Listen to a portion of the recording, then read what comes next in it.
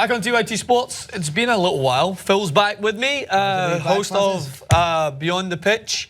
A lot of exciting things happening over there, so make sure to go check that out. I love your show with Danny Higginbottom, former Premier League player. Yep. And you can catch you on Twitter at Malakines. You can catch me on Twitter if you want, because you might struggle to find me, because Twitter's going through a little bit of a problem at the moment with me changing my username.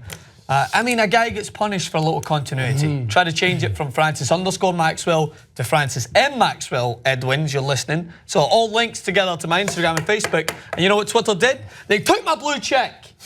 He just took it from me. He took it from me. So we're struggling to get that back. Either way, we've got a lot to discuss here with Phil. So Phil, it's no secret. We're both in the same boat. Both Manchester United fans. And that's not just the reason. We talk about this whether we're Manchester United fans or not.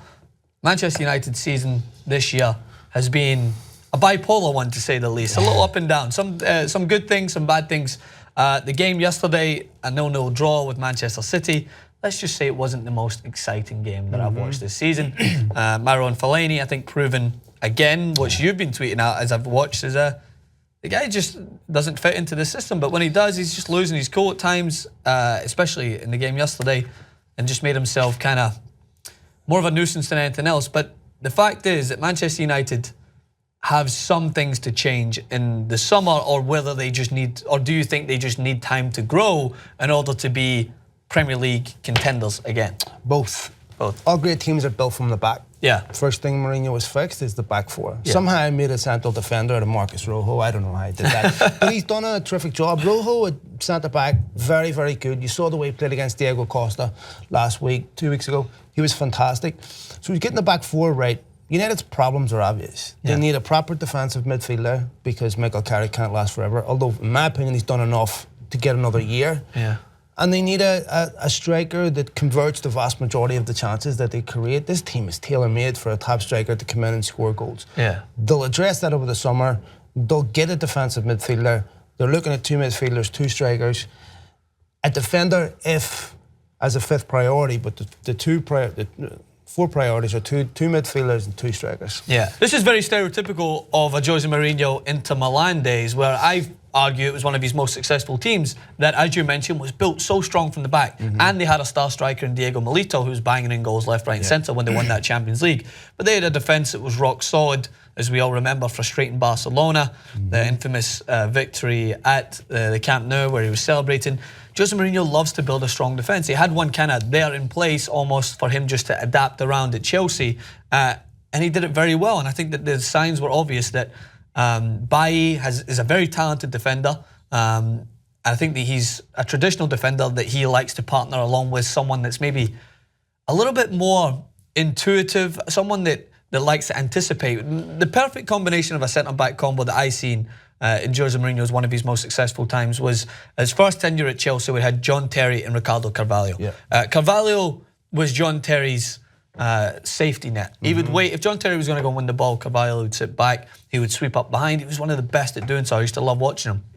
So my problem is when you see Eric Bailly and Marcus Rojo, both of them very physical defenders. They like to win tackles. They like to get in. Do you think that's a good enough partnership to kind of take you to that next level, or would you like to see someone maybe with a little bit more of a footballing IQ on their head? Someone like, I'm not going to say a Bonucci, as we know he's almost untouchable at Juventus, but someone of that stature who reads the game very well. So a lot of teams like to play out from the back. Mourinho's teams don't usually play out from the back. If you look at United, they fit the profile of a team that Jose Mourinho's been managing over the last couple of years. Big club, starved of success over the last few years, willing to compromise a bit of substance to get results. Mourinho's come into United and he's going to bring pragmatism. You know, you're not going to see exceptional football, but United are still light years ahead of where they were last season. What you see with the Mourinho team is they're very direct. They don't care that much about possession. But the first responsibility of everyone, as you saw with Martial in the derby, is defence. So for me, if you look at, you know, even their wide, their back four, their left and right back, one goes, one stays. Yeah. Right. And so it's not a typical team. You look at City, John Stones. Everyone likes that ball playing centre half next to a big defensive stalwart. Mourinho's teams don't usually do that. Yeah. He likes a solid back four, specialist in defending. and leave the creativity to his front four, essentially. So front three, front four. So for me, I expect if he does anything at all in the centre of defence, it's going to be something similar, like a Victor Lindelof, of a big, strong defender that can play centre-back, right-back. I like that you mentioned that. We used to, when I played back in the day, it was the horseshoe effect, where my old coach used to say is a horseshoe. If you tilt it one way, the other side comes down, and that's how your defence should be working. I actually used to talk on TYT Sports, and whenever I do an odd bit of coaching here with younger kids, I warn them that I'll bring out the rope. And they're like, what do you mean? I was like, well, my old manager at Ayr, when I was in Scotland, used to tie rope around the four of us at the back four on our hips, so that if one was moving, we'd all be dragged across. If one went up, we'd all be dragged in. So it was a very useful technique. It wasn't very good on the hips, but it's what happens in Scottish football. So yeah, there's a couple of points. That's why you're not producing players anymore. That's why. We're too busy running around with ropes tied on us. But it's a good point you talk about defensive capabilities, because I think you're already building on something that has already shown success. Manchester United have lost the least amount of games along there with Tottenham this season, only losing 3. So to kind of the last point about United, before we move on to the next clip, talking about Arsenal, attacking-wise, who would you like to see come in? Because Zlatan Ibrahimovic has done a remarkable job to step in and fill that void this season. If it is said to be true that he's maybe going to take his talents elsewhere, maybe across to this side of the pond to play for a team in the MLS, do you think there's someone who's tailor-made to come in and fit that role? Maybe, do you think a Lukaku could do a job in that position? I don't trust Lukaku. No? I can't decide if Lukaku is the next Emil Heskey or the next Drogba. Yeah, I was going to say. 1 week I'm this way, next week I'm this way. You saw it when Lukaku played at Old Trafford. Everton defence, Jagielka was screaming at him because he wouldn't work. Yeah. That won't work in a Mourinho team. Mourinho wants his front three to work. So Griezmann is the one United really want.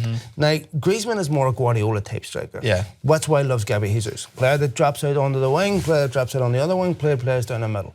But I think that's who will come in. United will move heaven and earth to get him. That's the one they want. They like Bellotti at Roma as well. 2 very different strikers. He gives you something different.